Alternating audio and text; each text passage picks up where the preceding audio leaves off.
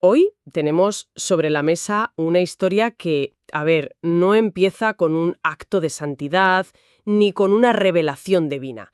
Empieza con un error. Un error, de hecho, catastrófico. Y eso ya de entrada la hace inmensamente más atractiva que la típica historia de un santo, ¿no? Donde el protagonista parece que nace ya con un halo. Totalmente. Aquí la historia arranca en el barro. En el barro y en el fuego, literalmente. Exacto. Vamos a darle una vuelta a la vida de San Conrado de Piacenza, basándonos en un texto muy conciso, pero, la verdad, muy potente. Y lo primero que a mí me llama la atención es la ironía de su nombre. Conrado.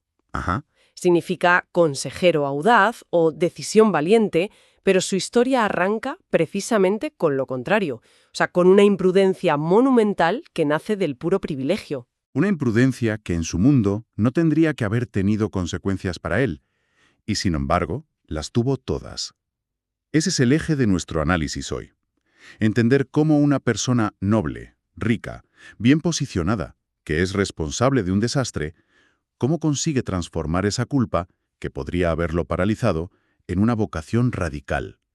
La pregunta es, ¿puede un error definirnos por completo? ¿O al contrario, puede liberarnos? Lo fascinante, como decíamos, es que esta no es la historia de una virtud que viene de serie, sino de una virtud conquistada a pulso. El texto no se centra tanto en el santo, sino en el hombre que llega a serlo. Y por eso, lo interesante es el mecanismo psicológico y espiritual que se pone en marcha a partir de la caída. Es una historia de reconstrucción desde los escombros, como dices. El siglo XIV. Conrado es un noble. ¿Qué significa eso realmente? Pues significa que el mundo en gran medida le pertenece. Sus tierras son su pequeño reino. La gente que vive ahí, pues son casi sus súbditos. Implica un poder casi absoluto y una mentalidad en la que el entorno está a tu servicio. Claro. Las consecuencias de tus actos para la gente común, pues sencillamente no es tu primera preocupación. Con esa mentalidad en mente, la escena se vuelve mucho más clara. El texto lo narra de forma muy directa. Conrado está de caza, un pasatiempo de nobles, una demostración de poder, ¿no? Ve una presa y, para hacerla salir, da una orden que para él, pues debió de parecer trivial. Prended fuego a esos matorrales. Exacto. Es un gesto de impaciencia y de poder. Es un no voy a esperar que el mundo se doblegue a mi voluntad. Y ahora, no hay malicia. Lo que hay es una indiferencia absoluta. Es la arrogancia tranquila del que nunca ha tenido que rendir cuentas. Pero claro, la naturaleza no entiende de estatus. Y aquí es donde todo se descontrola. El texto dice, de forma muy escueta pero dramática, que el fuego se extendió. Y no un poco. No. Arrasó campos, cosechas, bosques. Llegó a destruir casas y granjas. Es increíble pensar en eso. Un gesto, una orden sin pensar en una tarde de ocio, y de repente has arruinado la vida de docenas de familias. La fragilidad de todo es abrumadora. Y el drama no termina ahí. De hecho, el verdadero conflicto moral, el que define toda la historia, está a punto de empezar. Porque, como suele ocurrir, las autoridades necesitan un culpable. Y rápido. Y lo encuentran. O más bien, lo fabrican. Aquí es donde la historia da un giro terrible. Las sospechas caen sobre un hombre inocente. Un campesino, alguien sin recursos, sin poder. El chivo expiatorio perfecto. Lo acusan y, en un juicio rápido, lo condenan a muerte. Y en este punto, Conrado está en la sombra, observando. Nadie sabe que fue él. Él es el noble. Está por encima de cualquier sospecha. Tenía la salida perfecta. El silencio. El silencio lo protege. Mantiene su estatus, su fortuna, su honor. Pero condena a un inocente a la horca. El dilema interno que se plantea ahí es fascinante. Ya no es solo un error, un accidente. Ahora es cómplice de una injusticia mortal. ¿Qué debió de pasar por su cabeza en esos días? El texto no lo detalla, pero podemos imaginar la lucha. Por un lado, el miedo a perderlo todo. Claro, el instinto de supervivencia. Y por otro, la imagen de ese hombre inocente caminando hacia la muerte por su culpa. Ese es el verdadero crisol. La prueba del carácter de una persona no está en sus éxitos, sino en cómo afronta sus peores fracasos, sobre todo cuando tienen un coste humano tan alto. El silencio es la opción, bueno, la lógica, la prudente desde el punto de vista del mundo. Pero, a ver, podríamos verlo de otra forma. ¿No podría ser también un movimiento calculado?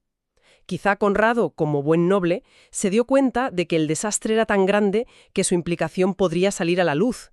En ese caso, confesar no sería pura contrición, sino la única forma de controlar la narrativa.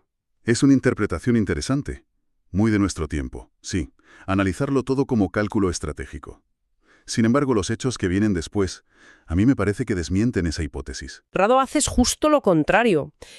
Lo maximiza, elige la opción que le quita absolutamente todo.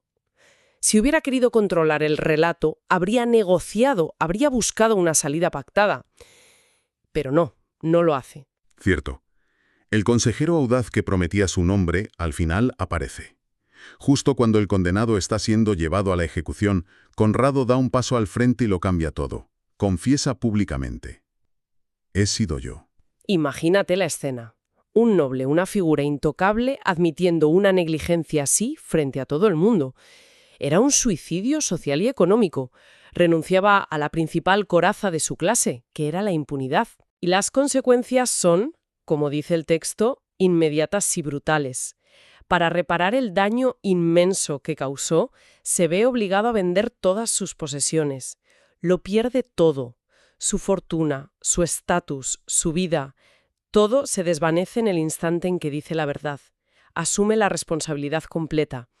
Pero aquí el texto nos da una clave psicológica que es fundamental. Dice, aquella culpa no lo destruyó, lo despertó. Es una frase potentísima. La culpa podría haberlo consumido, amargado, llevado a la desesperación. En cambio, actuó como un electroshock existencial. Es como si el acto de decir la verdad, de alinearse con la realidad por muy dolorosa que fuera, rompiera el hechizo de su identidad anterior. El noble Conrado muere en esa confesión. Y en su lugar nace otra cosa. Sí, y si conectamos esto con una idea más amplia, la confesión no es solo un acto de honestidad, es una renuncia total y absoluta a su ego. Está diciendo, Ese hombre poderoso e imprudente, ese que se creía dueño del mundo, ya no soy yo. O al menos, ya no quiero serlo. Es una demolición controlada de sí mismo. Y es ahí donde el texto introduce un concepto espiritual muy profundo. Reconocer el pecado no humilla, libera. exacto, en nuestra cultura a menudo asociamos admitir un error con la humillación, con perder, pero aquí se plantea de otra forma. Como una liberación. Como una liberación de una carga insoportable. La carga de la mentira, del secreto, de la disonancia entre quien eres y quien aparentas ser. Al asumir la verdad, por catastrófica que sea, se libera de ese peso. Y ese es el primer paso. El camino de la gracia, como lo llama la fuente, empieza ahí. Y esa liberación lo lleva a una transformación ya no solo social o económica, sino existencial. Ya no se trata solo de reparar el daño material. La confesión ha abierto una puerta a algo más profundo. No es una reforma superficial. No se limita a ser un poco mejor persona. Es un cambio de paradigma. Después de perderlo todo para pagar las indemnizaciones, vende lo poco que le quedaba. Y con ese dinero ayuda a los pobres. Es un acto simbólico de desprendimiento final. Corta el último lazo que lo unía a su vida anterior. Y entonces toma la decisión que completa la ruptura. Se retira del mundo. Se va como ermitaño a una cueva en Sicilia, a un lugar aislado que se llama el Valle de Noto. Es que el cambio es radical. Pasa de ser un señor feudal rodeado de lujos a un hombre solitario que vive de lo mínimo y en constante oración. Desde una perspectiva moderna, casi parece una locura. Es que no es una huida del pasado. No se va a Sicilia para esconderse o para olvidar. Lo que hace es, en términos espirituales, entregarlo a Dios. Es una forma de decir, este desastre, esta culpa, este error, no lo puedo arreglar yo solo. Lo pongo en otras manos y lo transformo en el motor de mi nueva vida. Su penitencia no es un castigo autoinfligido, es una reorientación. Es una reorientación liberadora de toda su existencia. Y lo curioso es cómo la gente reacciona a esto. El texto dice que su fama de santidad creció sin que él la buscara. No iba contando su historia para impresionar a nadie. La gente simplemente veía la coherencia radical de su vida. Claro. Veían a un hombre que había renunciado a todo por un acto de verdad y que ahora vivía de acuerdo a esa verdad. Su autoridad ya no venía de su título, sino de su autenticidad. Y esa coherencia nos lleva al núcleo espiritual de la historia. El texto lo resume en varias claves. La primera, y quizá la más fundamental, es que la conversión auténtica siempre empieza por la verdad. Parece obvio, pero Pero no lo es tanto. para nada.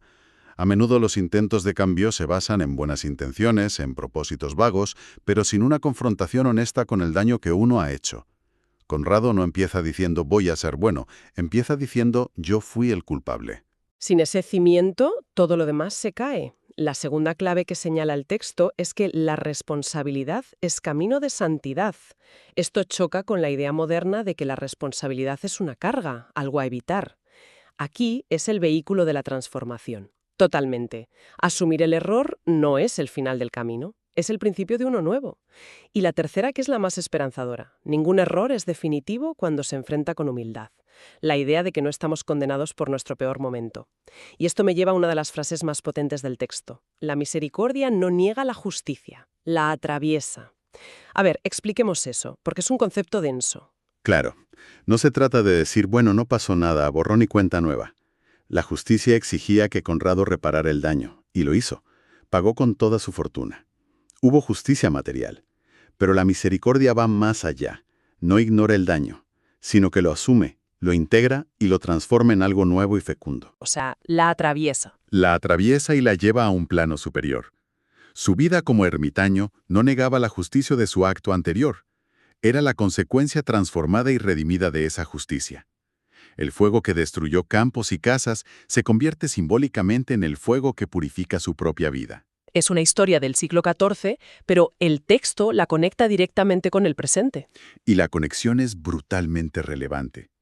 ¿Cómo resuena esto hoy en día? Pues resuena en la experiencia universal de cargar con el peso de malas decisiones, en el temor a que un error te defina para siempre, a que la gente solo te vea a través de ese fallo.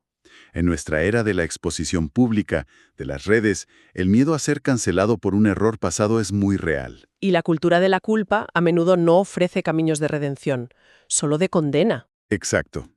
La historia de Conrado propone una alternativa radical.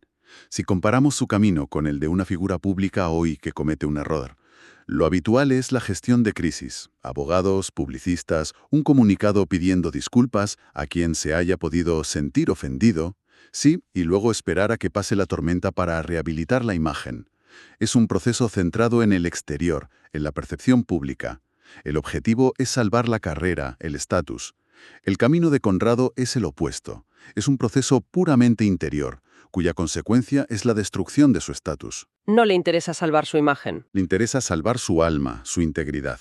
No publica una disculpa, él se convierte en su disculpa. Vive la reparación. Esa es la diferencia clave. Y el texto lo condensa en una imagen muy bonita.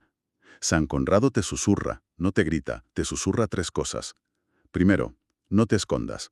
No vivas en la negación. Segundo, di la verdad.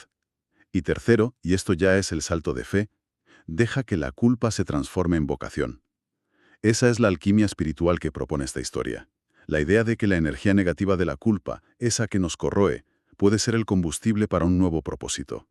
Que el lugar de tu mayor herida puede convertirse en la fuente de tu mayor fortaleza. No se trata de regodearse en el error. No, se trata de integrarlo, de reconocer que forma parte de tu historia pero que no tiene por qué ser el capítulo final. Puede ser el prólogo de una historia mucho más interesante. Es una perspectiva completamente contraintuitiva. Normalmente pensamos que para avanzar hay que olvidar los errores. Aquí la propuesta es recogerlos, asumirlos y usarlos como materia prima. Al final, resumiendo, la historia de Conrado es un recordatorio muy potente de que nuestro punto más bajo puede ser el cimiento de algo completamente nuevo. Precisamente, refuerza la idea de que la clave no está en no cometer errores, porque eso es imposible. La clave está en qué hacemos con ellos una vez cometidos. Y el punto de partida, el único posible, es la honestidad radical con uno mismo. Es un mensaje que desafía frontalmente la cultura de la imagen perfecta, donde admitir un fallo parece el fin del mundo. Y aquí se presenta como el verdadero principio. Y para cerrar, el texto nos deja con una frase final, una especie de recordatorio. La voy a leer primero en latín, como aparece en la fuente, y luego la traducimos. Dice así. Memor esto. Confessio veritatis initium libertatis est. Una frase que lo encapsula todo. Y la traducción, de forma pausada, es: la confesión de la verdad es el inicio de la libertad. Creo que no hay mejor manera de cerrar esta reflexión. Una verdad que, como en el caso de Conrado, puede costar un mundo, pero que a cambio regala uno nuevo.